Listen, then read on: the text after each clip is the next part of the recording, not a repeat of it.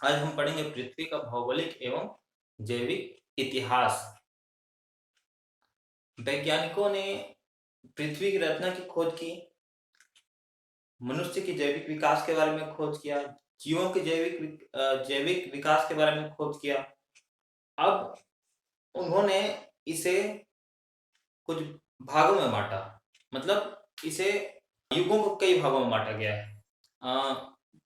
सबसे पहले सतयुग आता है, उसके बाद त्रेता युग आता है, फिर द्वापर युग आता है, उसके बाद फिर कलयुग आता है। तो इस तरह से इसे भी युगों में बांट दिया। तो ये युग इस प्रकार से है। पहला है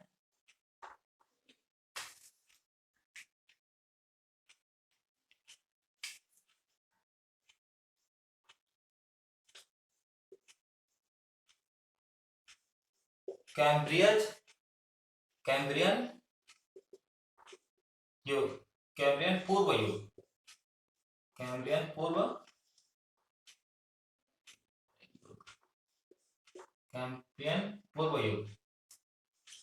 दूसरा है पैलियोजोइक युग, पैलियोजोइक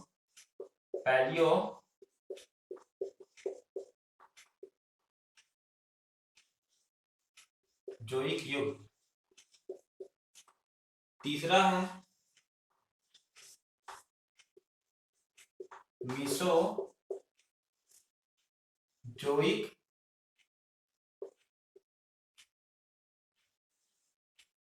युग। फोर्थ है सेनोजोइक युग, सेनोजोइक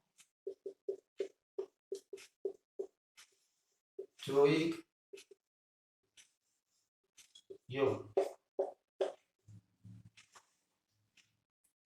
तो कैम्ब्रियन जो युग है, इसके नाम से पता चल रहा है कि कैम्ब्रियन पूर्व जो नाम से पता चल रहा है कि ये कैम्ब्रियन युग से पूर्व का युग है, मतलब कैम्ब्रियन काल से पूर्व का युग है। तो इस युग में क्या हुआ था? इस युग में पृथ्वी का जन्म हुआ था, पृथ्वी का जन्म हुआ था, पृथ्वी का जन्म, इस युग में पृथ्वी का जन्म हुआ था। और जो पुरानी चट्टानें हैं वो बने थी,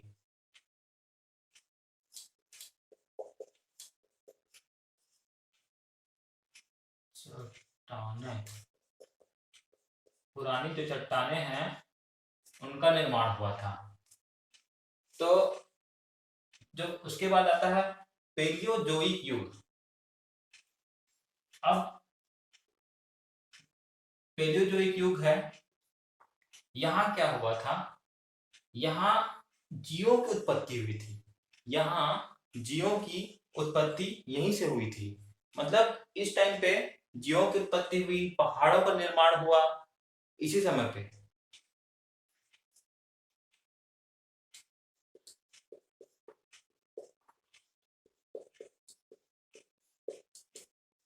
याद रखिएगा पैलियोजोइक युग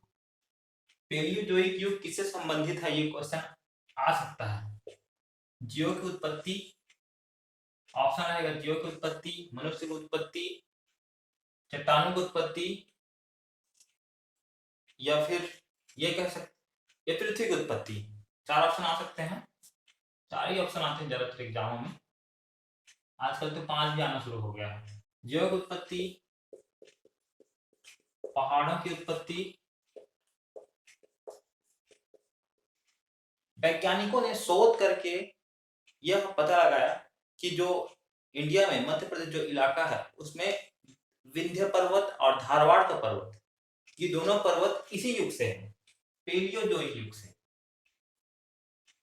और इसी युग में रीढ़ की हड्डी बनी थी, मतलब जीवों की मतलब मेरुदंड वाला जीव, रीढ़ की हड्डी वाला जीव इसी जन्म में, इसी मतलब युग में उत्पत्ति होना शुरू हुआ था।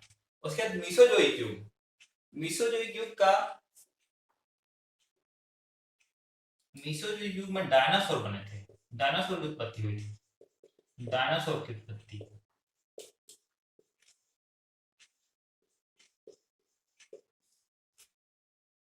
मीसोजोइक युग में डायनासोर की उत्पत्ति हुई थी और इसी युग में ये मर भी गए थे,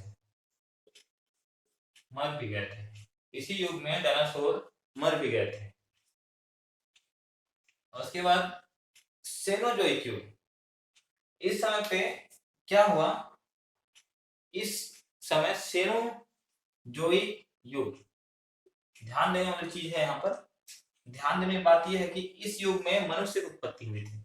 मतलब इस समय सबसे पहले तो मनुष्य जैसे दिखने वाले जीव, मतलब जिनके हाथ पैर, वनमानुष भी कह सकते हैं, बंदर भी कह सकते हैं, या फिर चिंपांजी भी कह सकते हैं, इस टाइप के जीवों की उत्पत्ति इसी टाइम पे हुई थी। और लास्ट में होमोसेपियंस, मतलब आधुनिक मानव का विकास, मतलब इसी युग में, सेनोजोइक युग में ही आधुनिक मानव का विकास हुआ था। अब हम कैम्ब्रियन पूर्व युग के बारे में तो जान ही गए, पृथ्वी का जन्म, पुरानी चट्टानों का उद्भव हुआ। पेलियोजोइक युग, पेलियोजोइक युग को हम डिटेल करते हैं, इसे भी कई भागों में बांटा गया है। चलिए, पेलियोजोइक युग, पेलियोजोइक युग को 6 काल में बांट सकते हैं, कैम्ब्रियन, आर्डोविशियन, सिल्यूरिन, डिबोनियन और कार्बोनिफेरस और पार्मियन। ठीक है, अब कार्मियन है जो काल है, यहाँ क्या हुआ था, यहाँ भारत की, अभी हम भारत के बारे में पढ़ रहे हैं, और विश्व में कई चट्टानें भी बनी होंगी, इस काल में कई पहाड़ भी बने होंगे, लेकिन हम भारत के बारे में जाने पहले। भारत की विंध्य और धारवाड़ पर्वत, हाँ, तो विंध्य और धारवाड़ पर्वत जो है ये कैम्ब्रियन काल का है। उसके बाद आता है आर्डोविशियन। आर्डोविशियन, इस समय हुआ ये था कि इस समय आपके मेरुदंड,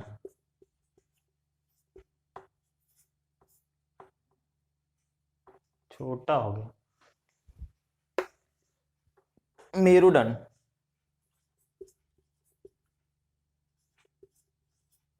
मेरुदंड वाले जीव, मेरुदंड वाले जीव मतलब इस समय रीढ़ के हड्डी वाले जीव, रीढ़ की हड्डी और पीठ के पिछले हिस्से की हड्डी जो सिर से लेके मतलब पूंछ तक होती है। अगर इंसानों में कहा जाए तो हेड से लेके एब्डोमेन तक होती है, हेड, थोरेक्स, एब्डोमेन, पैर वाले भाग को एब्डोमेन कहा जाता है। उसके बाद सिल्यूरिन, सिल्यूरिन जो है इस समय फेफड़े वाले जीव, इस समय फेफड़े वाले जीव की उत्पत्ति हुई थी, फेफड़े एवं गलफड़े,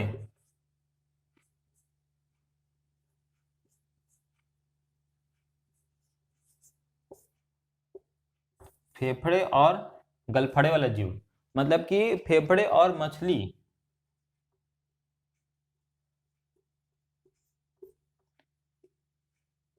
फेफड़े वाले और मछली जैसे जीवों की उत्पत्ति हुई थी, या मछलियों की भी उत्पत्ति हुई थी। डेवोनियन, डेवोनियन में स्थलीय जीव और जलीय जीव, इस समय स्थलीय और जलीय जीवों की उत्पत्ति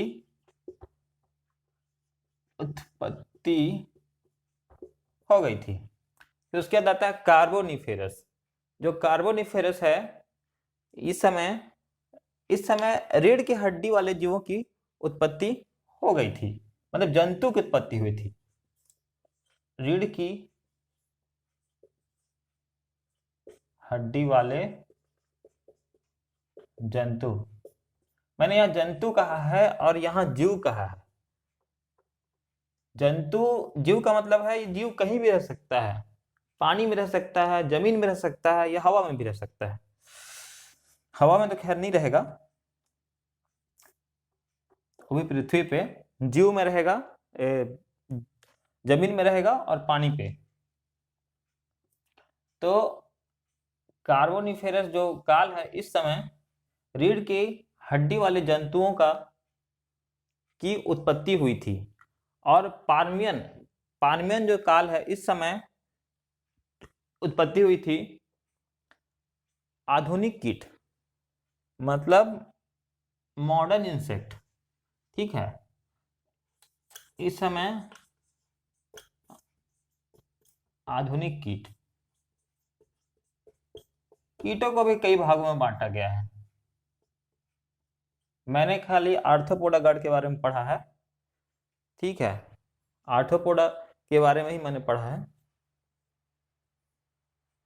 6 पेयर ऑफ लेग वाले।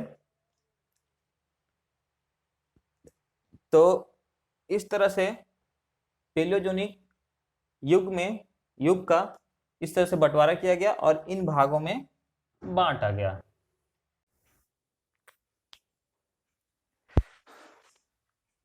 पेलियोजोइक युग के बाद है मीसोजोइक युग। तीसरा मीसोजोइक युग। मीसोजोइक युग को 3 भागों में बांटा गया है। पहला है ट्रियासिक,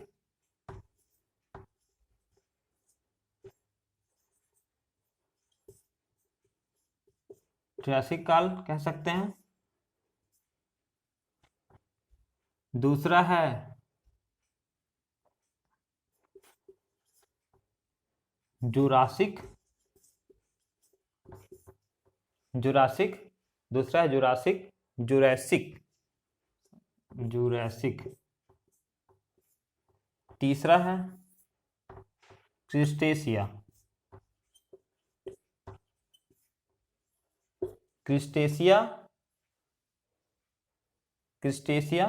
या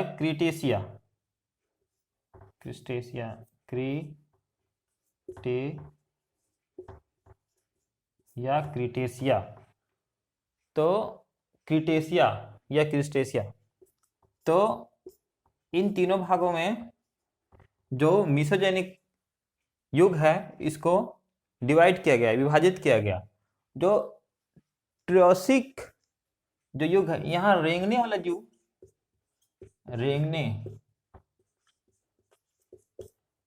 देखिए भाई, रेंगने का मतलब ये नहीं होता।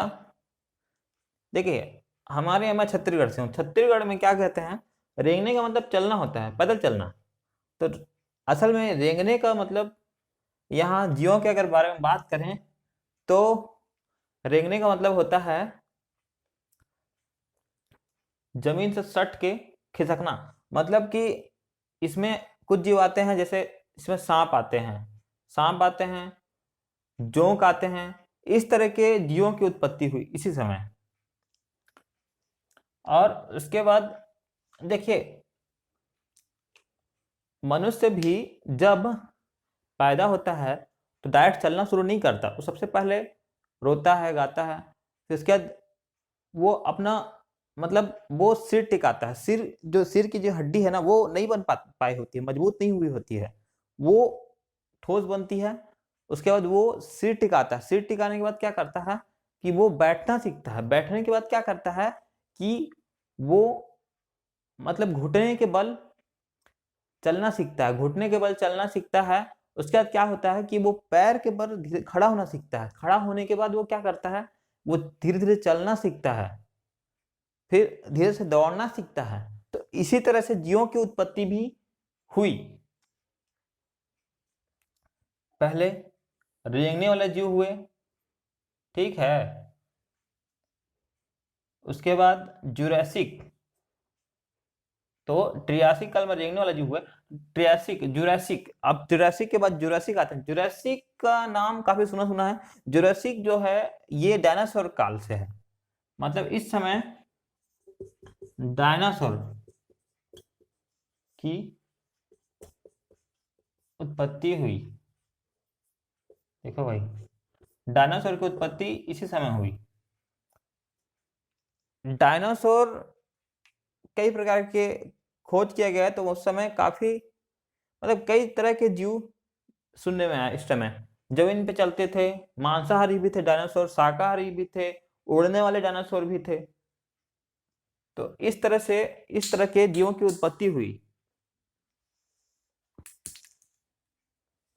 तो जुरासिक, आजकल मूवियां भी बनी हुई है जुरासिक पार्क। तो जुरासिक डायनासोर काल का ही नाम है। उसके बाद क्रिस्टेशिया या क्रिटेशिया, जो इस काल में डायनासोर की मृत्यु हो गई, मतलब इस समय डायनासोर का अंत हो गया। डायनासोर की पूरी प्रजातियों का अंत हो गया।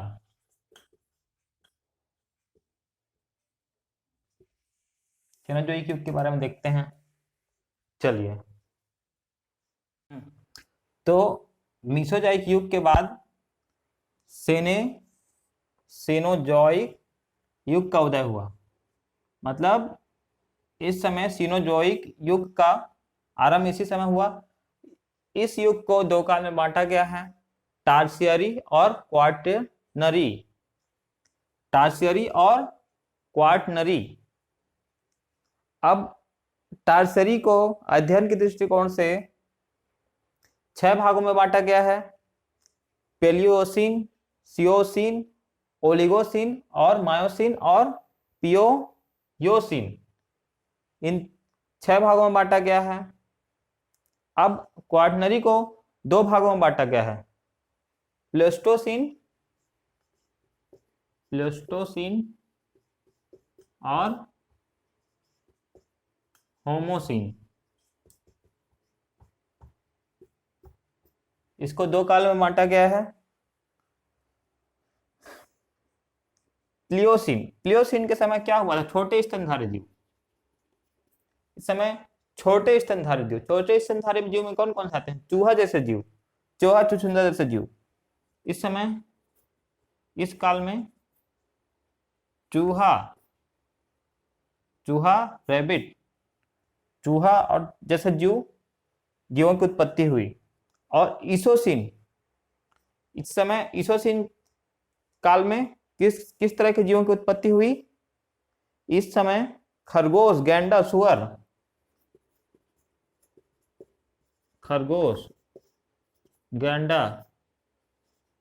सुअर जैसे जीवों की उत्पत्ति ईसोसिन काल में हुई। फिर ओलिगोसिन इस समय मानव जैसे जीव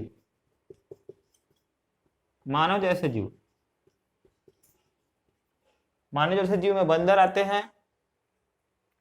तो मानव जैसे जीवों की उत्पत्ति हुई। उसके बाद मायोसिन में वनमानुष की उत्पत्ति हुई, मतलब वनमानुष का उदय। इस समय वनमानुष मतलब जंगली मानव। कभी कभी न्यूज वगैरह में दिखाया जाता है कि आज भी पृथ्वी पे जंगली मानव जैसे जीव जीवित हैं,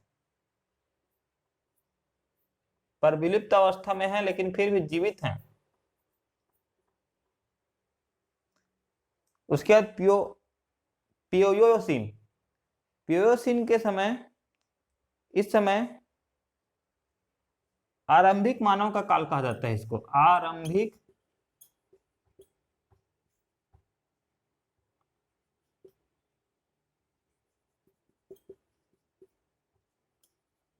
आरंभिक मानव की उत्पत्ति हुई थी इस समय। मतलब आरंभिक मानव की उत्पत्ति नहीं कह सकते, हाँ, आरंभिक मानव का उदय हुआ था, मतलब पूर्वज यहां हुए थे। ठीक है, आने वाले जो मानव हैं, मतलब होमोसेपियंस के पूर्वज। ठीक है, होमोसेपियंस के पूर्वज। उसके बाद आता है प्लेस्टोसिन।